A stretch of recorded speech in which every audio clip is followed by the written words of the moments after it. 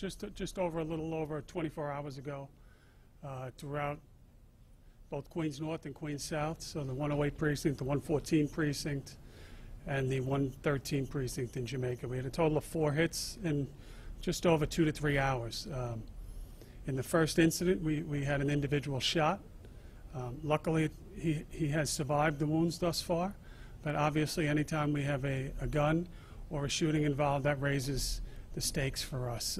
I'm happy to report that our Queens Robbery Squad, working in conjunction with Sparta, the ATF, the Eastern District, I really can't say enough about Inspector Brian McGee spearheading this effort on our end with the robbery division.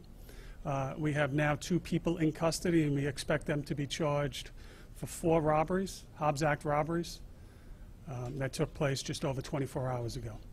So what other locations were held up? In the space of a couple hours, we had a Duane Reade robbed. This was all on the midnight, overnight hours. We had a 7-Eleven. We had a second Duane Reade, and I am forgetting which one, a Rite Aid, I believe. 4 establishments really targeted for the, usually one worker in this. They made off with money in 3 out of the 4. The one they didn't get money in was the one where the individual was shot. And you know, anytime we have an incident like this, I really can't speak more glowingly about the work of our detectives in this case. In such a short order, to bring this to a conclusion, and to get these 2 violent people off the streets. Was he recognized in the video, or how did this come about? I'm going to take a cue from Jimmy Waters here.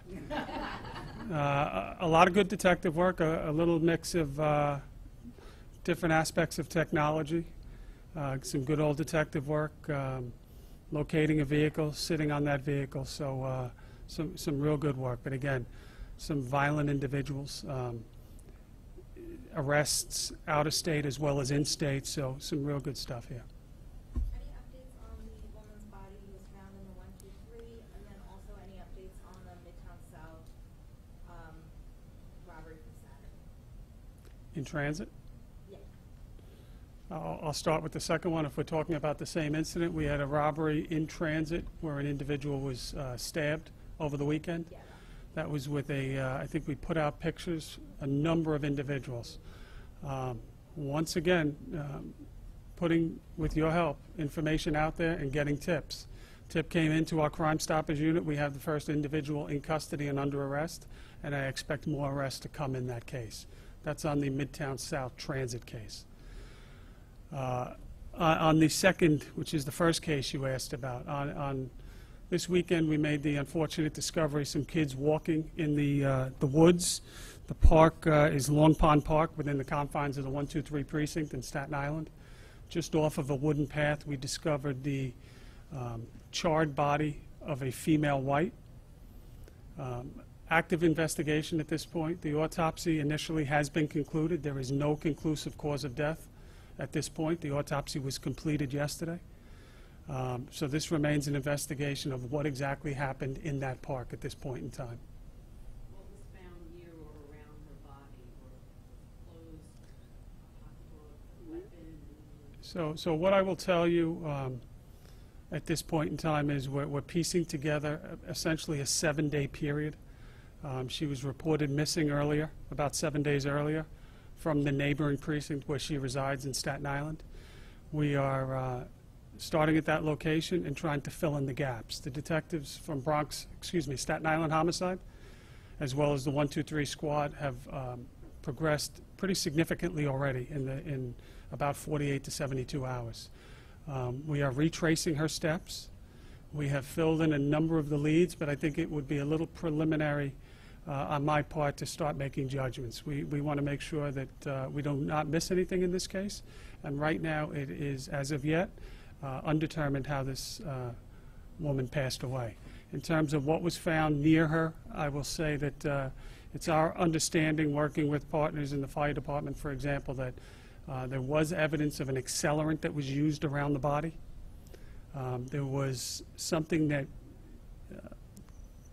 I would say is a piece of a gas can, or plastic that you would purchase in a store. A piece of a gas can was found in the vicinity. In terms of clothes, she was partially clothed, and then that's part of the investigation. What was she wearing? What was burned off, if anything? So we still have some work to do on that case. What was her age? I want to say she was 30 years of age, female white, 30 years of age. Zone? Partially unclothed, any evidence of sexual assault? Not at this time.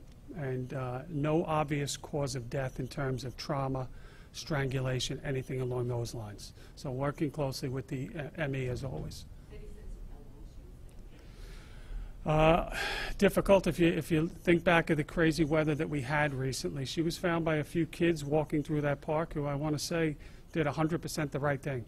I listened to the call myself when they called 911. They do a better job than most adults do in a time of panic.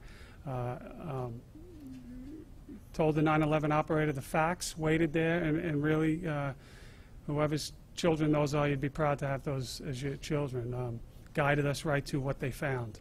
In terms of how long they were there, if you think back of the weather the past week, we had that wild swings from Thanksgiving in the 20s, and then the spikes. Without getting too much into detail, it's a little difficult to say exactly how long she is there, and what we are focusing in on is that 7-day gap of from when she left the residence till she was discovered. Two things, real quick, in the robbery crime you discussed earlier, Yep. one of the two in custody, are any of those documented believed to be the shooter, or is it still at large? We believe we have the shooter and we have the firearm recovered. And also, regarding the incident in the Bronx where the woman was shot through the people in the door and killed, any further on that? And, is one of the theories that, it was retribution for what her son had done because he had been arrested for murder a while back? Yep. So in that, and that's another terrible incident. This past Saturday evening, I think 760 the Grand Concourse, within the confines of the 44th precinct. So that's in the lower part of the precinct, just south of Yankee Stadium. Large apartment building. I think it was apartment 1F that the woman resides in. We have an individual enter that building. We have an individual walk up to the door and fire into that apartment, striking the mother and unfortunately causing her demise.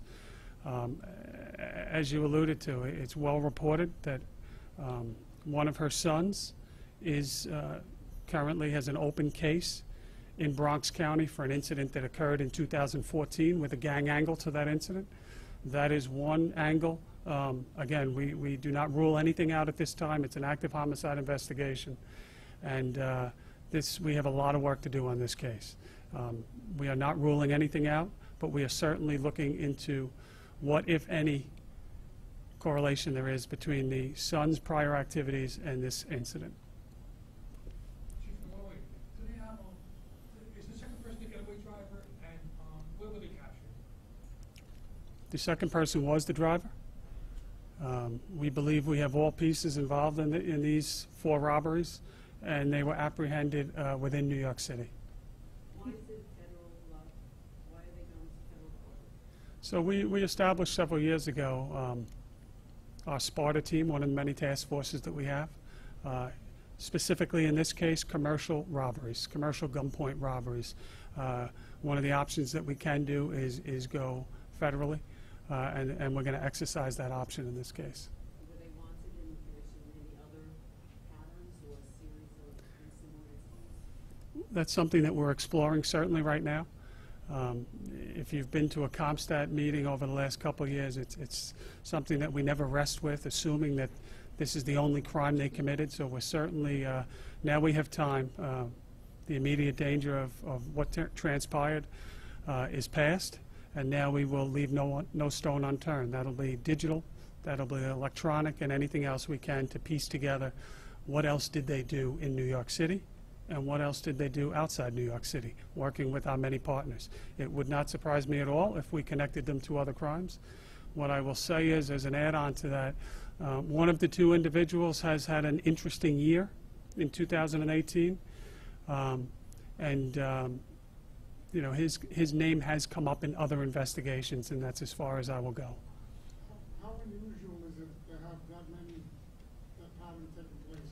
And were there any more weapons recovered? There was a weapon recovered. I cannot say conclusively that it was the weapon that shot, but we believe it was, based on the description and based on the ballistics that we have. In terms of the unusual nature, we're in a good place in New York City right now. I think that we would all agree when you look at, we're building on last year's tremendous successes.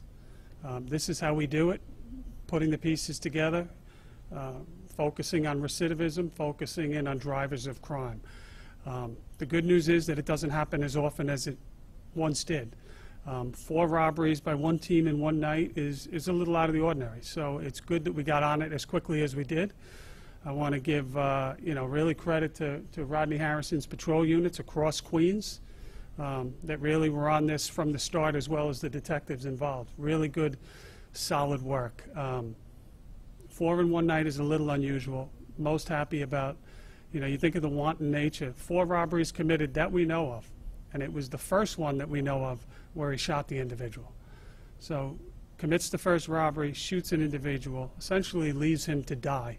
Thankfully, he did not. And then goes on in a short period to rob 3 additional stores. So this is who we are dealing with, and again, great work getting them off the street. Get to you next. Chief, you had said that there are other crimes this group may have been involved in terms of the robbery pattern. Were they outside the city, inside the city? Can you geographically put us ballpark? Yeah, they happened in Brooklyn earlier this year, and I won't get into Tony, and I can't in this forum, the crimes, but some crimes of a violent nature, one of the individuals, and we will pursue everything. This is something that we will do now, a CAT scan of who we have beyond this charge and what else they could have been responsible for, and that'll be something that we work with our prosecutor partners with going forward. Real quick, last night there was the fatal accident